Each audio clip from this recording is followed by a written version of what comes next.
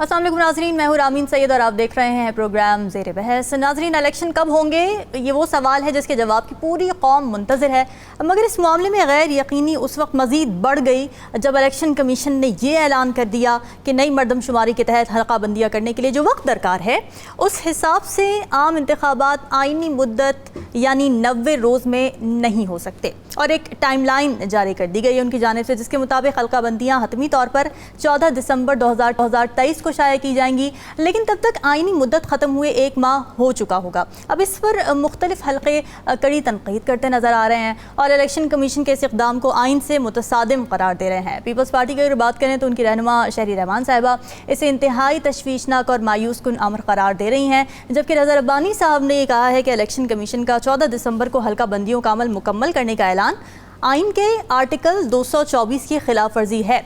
मगर दूसरी जानिब इलेक्शन कमीशन इस इक़दाम का दिफा कर रहा है और ये मौक़िफ़ दे रहा है कि हल्का बंदियाँ इंतखाबात के इनेकाद के लिए एक आइनी ज़रूरत है और इसके बगैर वोटर्स को पार्लियामेंट में हकीकी नुमाइंदगी हासिल नहीं होगी।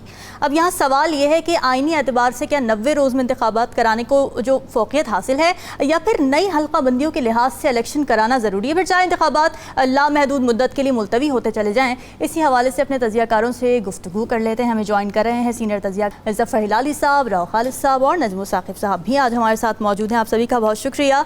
हिलाली साहब, बड़ा बेसिक सा मेरा आपसे ये सवाल है कि क्या इलेक्शन कमीशन का फैसला आइन से मुतसादिम है?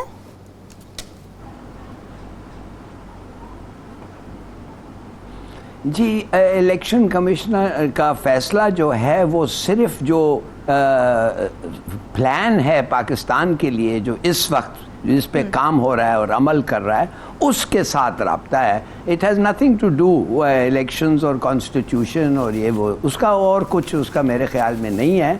इसलिए कि खुदा जाने कितना देर मैं ठहर के सुना हूँ लोगों को आर्ग्यू करते हुए इस आर्टिकल उस आर्टिकल, स्पिरिट और लेटर और ये वो। एक्चुअली ये हमें देखना चाहिए कि ये जो पावर्स दैट बी हैं इस वक्त जो लोग हैं वो चाहते क्या हैं, उनका प्लान क्या है, उनका फ्यूचर प्लान क्या है। एक दफ़े हमें समझ आए उनका फ्यूचर प्लान क्या है तो बड़े आसानी से हम कह सकते हैं कि ये सूट करता है उनको। आप देखेंगे वो ये बहुत सूट करता है उनको। तो जब उनको सूट करता है जो पावर्स दैट बी हैं और साथ साथ यही इसी रास्ते पे हम चले हैं तो ये आर्ग्यू करना कि ये लीगली टेक्निकली सही है कि नहीं है यूज़फुल, मगर लॉयर्स के लिए यूज़फुल है। हमारे अवाम के लिए मेरे ख्याल में ये जो दूसरा सिनारियो मैं डिस्क्राइब कर रहा हूँ कि क्या होने जा रहा है और उसके लिहाज से ये कैसा उसके मिलाप है, I think that would be better, that would be easier to explain. ठीक है, और अगर आप सुनना चाहते हैं मैं बता देता हूँ आपको what is the straightforward plan. जी जी,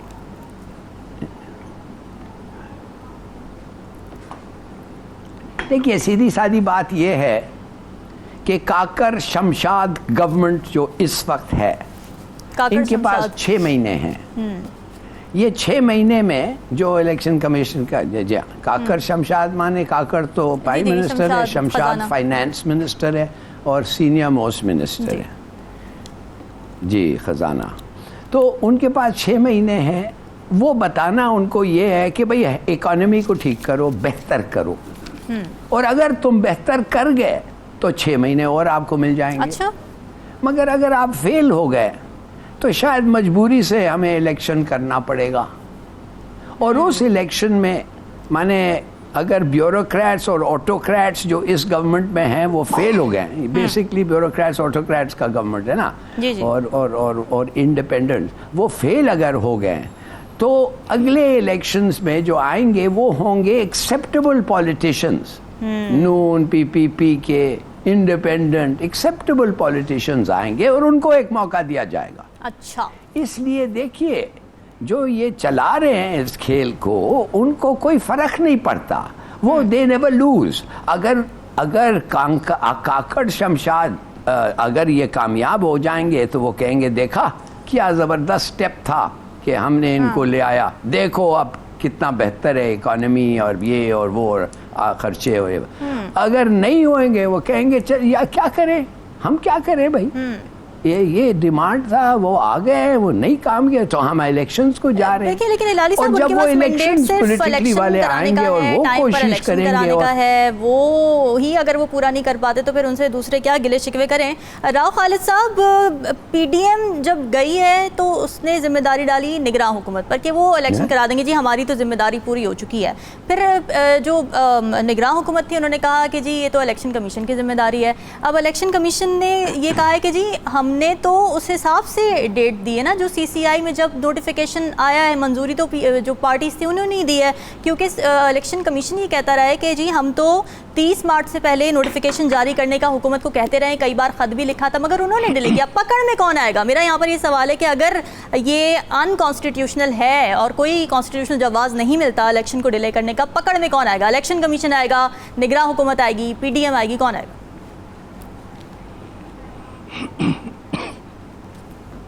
हमारा 75 साल तजर्बा बताता है कि पकड़ में वही आएंगे जो 75 साल से पकड़ में हैं, और वो आम लोग हैं, आम आवाम है, गरीब जनता है इस मुल्क की, वही पकड़ में रहेंगे और उन्हीं की पकड़ दगड़ होती रहेगी। बाकी तो किसी ने पकड़ में नहीं आना। सीधी सीधी कॉन्स्टिट्यूशन की वायलेशन है, केपी के सिलसिले में हो चुकी है, पंजाब के सिलसिले में हो चुकी है, अभी फेडरल इलेक्शन जो होंगे, इंतखाबात सारे, उसके सिलसिले में ये होगी अगर 90 दिन के अंदर नहीं होते। क्योंकि इलेक्शन कराना, जमहूरी रिप्रेजेंटेटिव का मुंतखब होके आना, ये फंडामेंटल राइट है। पाकिस्तान का आइन कहता है कि जो हाकमियत अल्लाह ताला की है और ज़मीन पे उसके चोज़न रिप्रेजेंटेटिव्स के ज़रिए ये इम्प्लीमेंट होगी। ये फर्स्ट और 2 आर्टिकल हमारे करारदाद मकासद के बाद जो आते हैं, बुनियादी जो हकूक़ है उसमें ये आता है। सेंसस बुनियादी हकूक़ में नहीं आती, हल्का बंदियाँ बुनियादी हकूक़ में नहीं आती। वो देर से भी हो सकती है, देर सवेर हो सकती है, उसमें कोई ऐसा मसला नहीं है। कोई इतना बड़ा अजाब नहीं पड़ गया, या तो सीटें चेंज हो रही हो ना, आपने कॉन्स्टिट्यूशन अमेंडमेंट कर दी और सारा मसला बुनियादी तौर पर यह है कि सियासतदान जो है वो अपनी स्पेस खो चुके हैं और उनकी जो दबी दबी चीखें हैं अभी वो बताते हैं कि वो किस कदर मजबूर है। पीडीएम ने और इत्तेहादियों ने हुकूमत निकलने की कोशिश की, ये मुंह में डाल लिया ये फल और उसके बाद में या निकला गया ना उगला गया, इस बुरी तरह से फंसे हैं।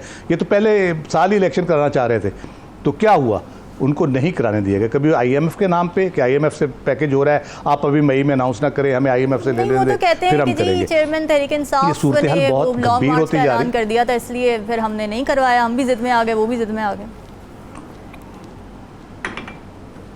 ये तो कुछ भी बहाना बनाया जा सकता है ना, जैसे अभी इलेक्शन की ताखीर का बनाया जा रहा है, कॉन्स्टिट्यूशन की वायलेशन सीधी सीधी की जा रही है, तो बहाना तो कुछ भी हो सकता है। लेकिन इसका नतीजा क्या निकलेगा, मैं आज आपको बता रहा हूँ और मैं पहले भी बहुत दफ़ा कह चुका हूँ, ये जितनी स्पेस पॉलिटिशियंस की कम हो गई है, जिस किस्म की घुटन यहाँ पे पैदा हो रही है, जिससे बुनियादी हकूक़ की वायलेशन हो रही हैं, कॉन्स्टिट्यूशन को मजाक बना के रख दिया गया है, इसका नतीजा क्या निकलेगा? इसका एक रिएक्शन आएगा। पॉलिटिकल पार्टीज़ भी ज़्यादा देर तक चुप नहीं बैठेंगी।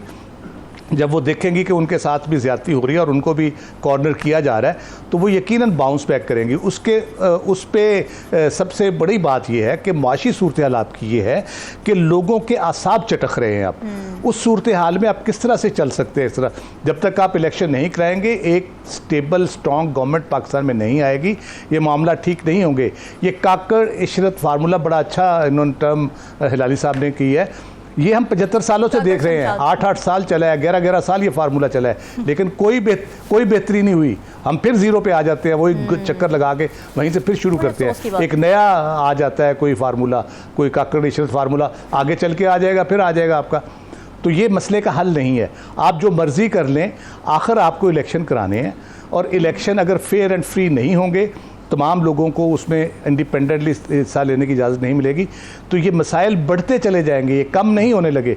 और खुदा ना खास्ता ऐसी सूरत हाल पैदा ना हो जाए कि फिर जो समझते हैं कि हमारे पास हर मसले का हल है, गिदड़ सिंगी है, तो उनके हाथ में भी कुछ ना रहे। इसलिए इससे बेहतर है कि उससे पहले पॉलिटिकल स्टेक होल्डर्स को बिठा के, काकड़ साहब बिठा लें और एक इलेक्शन के हवाले से फैसला करें। हमारी अदलिया तो वैसे ही बेबस हो चुकी है, वो फैसले देती है, कोई मानता नहीं है, तो किस तरह से मसला हल होगा? जाहिर है जो जिनके हाथ में ताकत है, जो ताकत का मरकज़ बने हुए हैं, उनको चाहिए कि सूरत हाल का इदराक करें और सही सिमत इसको लेके जाए। जी। ठीक है, नजमुल साकिब साहब, अब इसके अंदर एक कॉन्ट्रडिक्शन लेकर आ रहे हैं। वो कह रहे हैं कि जी जो नाकदीन है या जो पीपल्स पार्टी है या पीटीआई, वो कह रही है कि जी आर्टिकल 224 के तहत 90 दिन में इलेक्शन कराने हैं। अब उसके साथ ही इलेक्शन एक्ट की शेख आ रही है जो कि ओवरलैप कर रही है उसके साथ। इलेक्शन एक्ट की शेख ये कह रही है कि जी नई हल्का बंदियों के तहत ही इंतखाबात होंगे। तो फोकियत मिलती किसको है? क्या आइन मुकद्दम नहीं है इलेक्शन एक्ट पर? आर्टिकल 224 का आपने रामीन जिक्र किया है। टेक्निकली मेरे ख्याल में पता होना चाहिए हमें भी और आपके जो लाखों देखने वाले हैं, एकदम से हम नतीजे पे ना पहुंच जाएं। हम ज़रा थोड़ा सा देख लें कि 224 क्या कहता है, और आपने जो दूसरी बात की है यानी इलेक्शन कमीशन एक्ट की, वो 17(2) है जी। अब ये है कि ये दोनों इस वक्त एज वी स्पीक ये बिल्कुल आमने सामने ये दोनों शिकें खड़ी हैं। 224 ये कहता है कि जी 90 दिन में आपने इलेक्शन कराने हैं। 17(2) ये कहता है कि अगर मर्दमशुमारी होती है तो हल्का बंदियां होंगी। बिल्कुल। अब फैसला कौन करेगा? सुप्रीम कोर्ट ने तो ऑलरेडी फैसला कर दिया, उन्होंने तो अपनी ऑब्जर्वेशन दे दी। सवाल ये है कि इस वक्त यहाँ पे दलील चलेगी या गुलेल चलेगी? वाह। मेरे ख्याल में दलील को पहले समझ तो लें, इससे पहले कि आप कहें कि जी दलील तो चलती नहीं है, पावर्स दैट बी जो भी हैं उन्होंने जो करना है वो करेंगे। कम से कम मुझे एक सिटीजन जो पाकिस्तान का हूं, मुझे पता तो चले हो क्या रहा है। मैं बाद में पूछूंगा कि क्यों हो रहा है भाई, और कोई कुछ और भी हो सकता है कि नहीं। देखिए, सुप्रीम कोर्ट ने कह दिया, इसका मतलब है कि जो आपकी एपेक्स कोर्ट है वो ये चाहती है कि जल्द से जल्द इलेक्शन कराए जाएं। मैं जो ठेले वालों से बात करता हूं, फुटपाथ पे बैठे हुए लोगों से बात करता हूं, सरकारी अफसरों से बात करता हूं, मेरे घर में जो स्टाफ है उनसे बात करता हूं, तो मुझे ये पता लगता है कि सारे के सारे मिन हैसुल कौम ये चाहते हैं कि इलेक्शन टाइम पे हो। सही। ये बात की बहस है कि वो फ्री एंड फेयर होंगे कि नहीं, क्या चार्ट पहले से ही बन जाएगा, ये तो बात की बात है। पहले तो ये देखिए कि इलेक्शन होंगे। अब उसमें अगर आप रखना डाल रहे हैं, होता यह है रामीन कि हमें 12 तारीख को पता लगता है कि परसों 14 अगस्त है। ओहो, तैयारी करें 14 अगस्त आ गई। आपको पूरे एक साल से पता है कि 14 अगस्त ने आना है और उसकी तैयारी करनी है। अब ये इलेक्शन कमीशन को क्या पता नहीं था? जब एक इलेक्टेड हुकूमत साइडलाइन होती है, एक यानी पार्लियामेंट एक्ट आता है, उनको पता है कि इलेक्शन होने हैं। अब उसमें ये जो मखमसा डाल दिया गया हल्का बंदियों का, याद रहे आपके नाजरीन के लिए भी कि पुरानी हल्का बंदियों पे भी इलेक्शन हो सकते हैं। सवाल वही है, दलील चाहते हैं कि गुलेल चाहते हैं। और उसमें मुझे ये लगता है कि अगर आप यानी पैटर्न जो देख रहे हैं उसमें मुझे लगता है कि ये गुलेल ही चलेगी। अच्छा। दलील ने तो चलना शायद बंद कर दिया है। बिल्कुल ठीक है। डिस्कशन आपने सुनी, हमें दीजिए इजाज़त।